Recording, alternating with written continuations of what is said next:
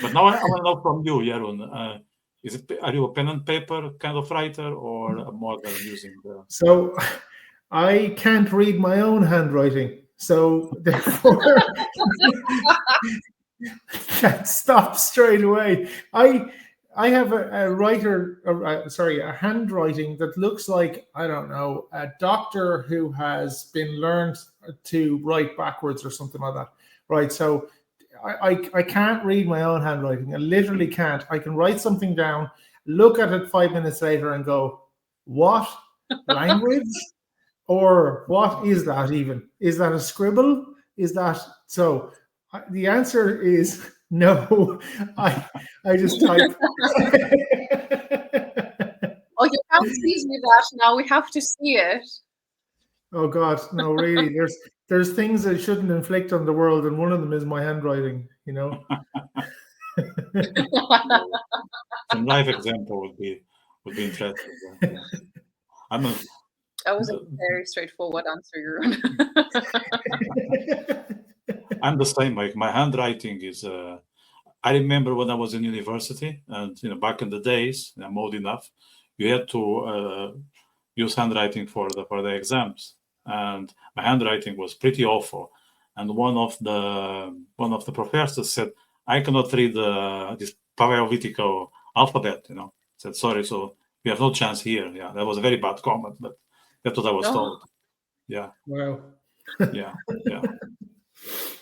Portuguese professor, university, sense of humor. Yeah. Motivation. Huh? Absolutely.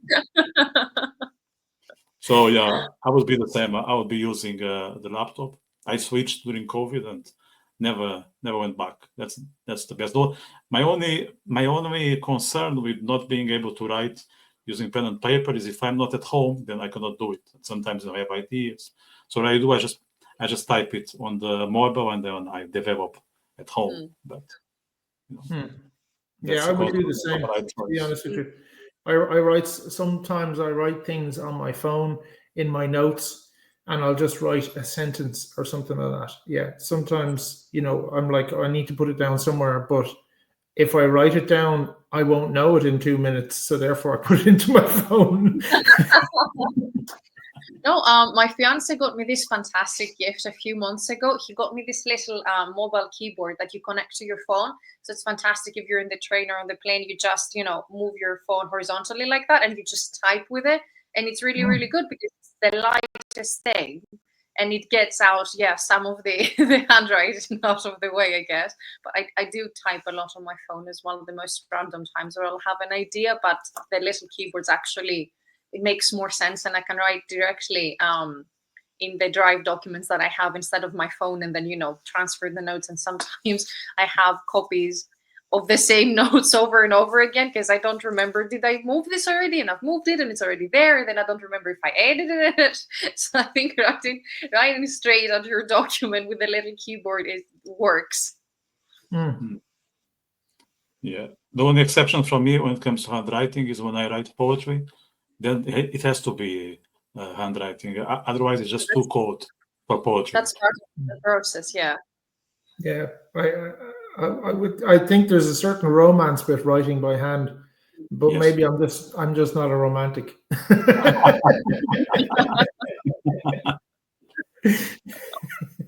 maybe when you return from Rome, you will be a romantic guy. Maybe. Italian, you get the Italian charm. In the literal sense, romantic. Yeah. You see? Or you'll be inspired and big boulders and start chiseling on them. Like, depends on how inspired you get. I will move the story a little slower, but yeah, it will be historically accurate, at least if you want to go for that.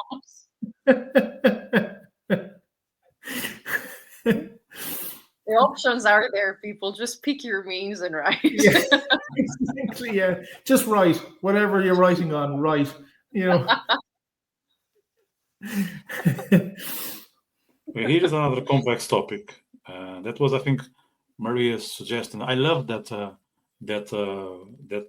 topic, Maria. I have to say, I really think it's something that we should explore, and most people who are watching us have thought about it, and maybe they need to, or they will benefit from getting others' insights. So that's about when you are writing something and there's a message about it, and you don't want to sound like we're preaching. You just want to put that narrative on the paper, and of course there is some perspective, point of view, but you don't want to sound someone who is trying to sell what are your views. You just want to put it there, let's say, as neutral as possible, or with a small amount of passion. So I need to start with you, Marie, because I'm very, very curious to see what are you wrestling with. Yeah, I'm actually struggling with this so much because the fantasy book that I'm writing, it has its roots on Greek philosophy because it's one of my favorite topics in the world. I like those ideas. It's fascinating that at such a primitive state of the world, people were thinking those matters. So I'm using some of my own learnings or the way I see those topics in philosophy into my book, and this creates this really big struggle because I don't want to, come out as I am going to teach you some things now. Pay attention. So it is really difficult to write those things without indeed making it sound like I'm preaching, like I want to convince people, like I'm right about this and everyone else is wrong, or what. So what helps me when I feel that okay, I've gotten very preachy, I guess now, is to always think that first of all, this is an idea that a character expresses. It doesn't have to come from me. It doesn't have to be my own belief. And as any part of theology, any idea has pros and cons. And I think that's the part that it's helping me at the moment, because as I said, I am still struggling with that. I'm not sure if I found a good way to get out of it. Is even if someone's idea of someone's way of thinking agrees with me, I try to focus on the cons of it, because how will other people perceive it?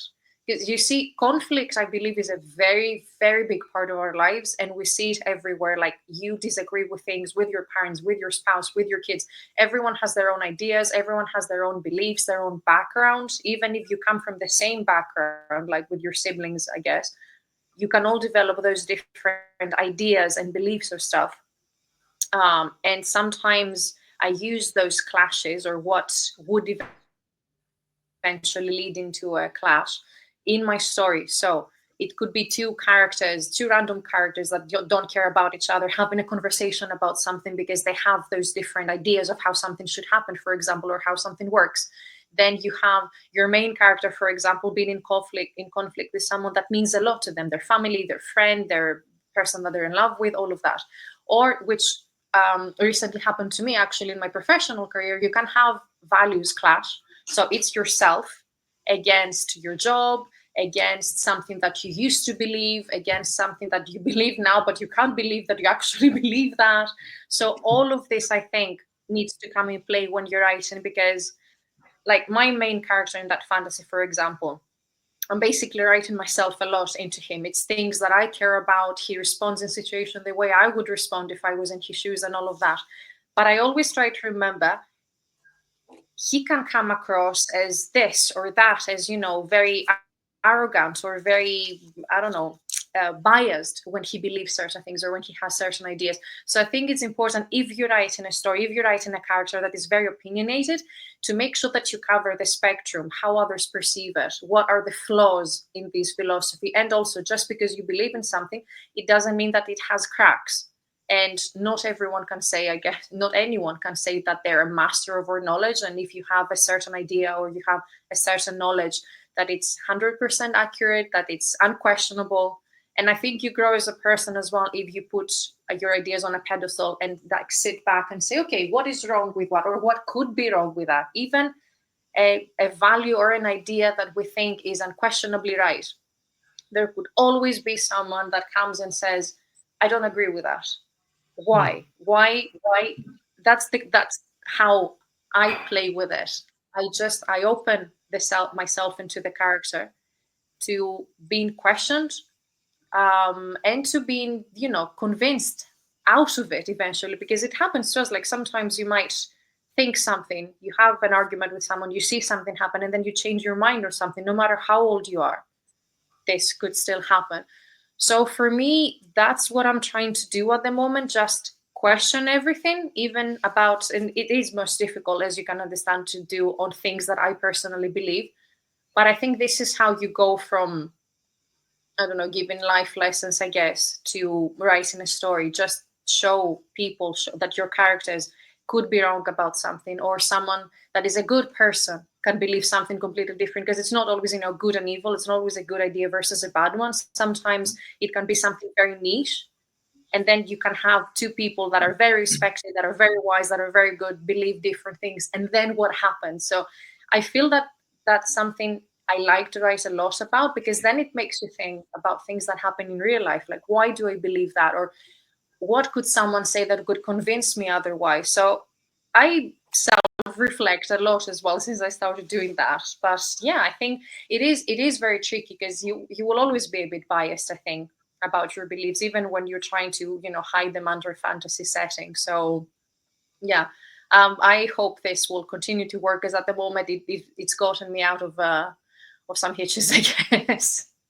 I didn't know what was going to happen next. Yeah. What can happen next is that you just suggest another brilliant topic for a separate conversation. The conflict between your beliefs and your 9 to 5. So here's another adventure for us to explore. There's always something to find about it. I think if it continues like that, we won't be able to do anything else than sitting, the three of us, at 8:30 every evening. Yeah. The book of people fighting. New idea coming out very soon, because it's so relatable. Yeah, I think it's important to recognize we're always in conflict, even if it's the smallest thing, even in your own household. Like, I don't know, I put this thing here and you want to put this thing 5 steps further away. So I think it's good to recognize that. And as a writer as well, because I think that's what, going back to the previous step, causes writer block as well. You think, oh, people will not like what I have to say, people will not agree with it. You always have to do what you think in writing and in life. Recognize that there could be things that are very wrong with the way you do things, or with the way you think, and just be open to at least having this discussion. You don't have to be convinced, you don't have to change your mind, people don't have to like your writing, but just be open to the different ideas and to the criticism. Because I don't know, if we wait till everyone likes what we do as writers as well, it's very, very intense to thinking how people are going to react if they don't like it. It's you'll never get anywhere, basically. So yeah, 100%. I ended up giving a life lesson. I'm open to criticism now. And I think another risk of being too much ideological, that we all change in the course of our lives. Like, we now have certain views of life that we didn't have, say, 10 years ago, and maybe in 10 years' time we will change again. That's part of everyone's transformation. It happens. Like, some people are more conservative than others with their own set of beliefs. But I think writers tend to be open, so it's no wonder that we start to see life or approach life from a specific angle, and then the way we perceive society and ourselves will be different. And if we preach a specific message and we are radical about it, there's a high chance in 10 years we won't recognize ourselves on that message. It happened to me. Like, in my first book, I have views there that I'll be very embarrassed just to read out loud. I'm glad they are in Portuguese, that people won't be able to read it, except in Portugal, Brazil, and a couple of countries, because it's an embarrassment. Like, I was very much influenced by, let's say, my surroundings, and I couldn't really think by myself. Like, I'm proposing things for the role that I think they are just absolute bananas. But I was 23. But I said it like, this is a salvation for society. So I wouldn't be this emphatic, say, these days, just to protect myself. That's how you grow. So embarrassment's acceptable. Has to be.